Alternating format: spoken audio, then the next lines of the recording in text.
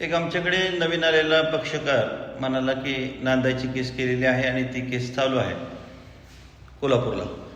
मी त्यांना विचारलं की बाबा तुम्हाला नांदवायचंच आहे का, नांदायची पूर्ण इच्छाच आहे का, काही झालं तरी घटस्फोट नकोच आहे का? कारण की त्याने जी स्टोरी सांगितली त्याच्यामधून तर दिसत होतं की त्याला फार त्रास झाला आहे. तर नाही नाही म्हणे नांदायचं नाही आहे, पण डायरेक्ट घटस्फोटची केस कशी करू, म्हणून आम्हाला सांगितलं की नांदवायची केस करा. म्हटलं वय 40, मग आता 35-40-35. तर मग नांदायची केस जर तुम्ही केली तर त्यात तुमचे 4 वर्ष तुम्ही घालवणार आणि नांदायच्या केसमध्ये पण पोटगी लागते, त्यातून सुटका होत नाही. मग नांदायची केस जिंकला काय आणि हरला काय म्हणून ऑन द स्पॉट घटस्फोट पण होत नाही. जरी तुम्ही केस जिंकला तरी तुम्हाला परत डिवोर्स केस आहे त्या स्टेजने आहे तेवढेच वर्ष करावे लागेल, परत डबल पोटगी भरून करावी लागेल. त्यामुळे नांदायची केस केली म्हणून कुठले फायदे होतात वगैरे असं काय वाटतं ते खोटं आहे.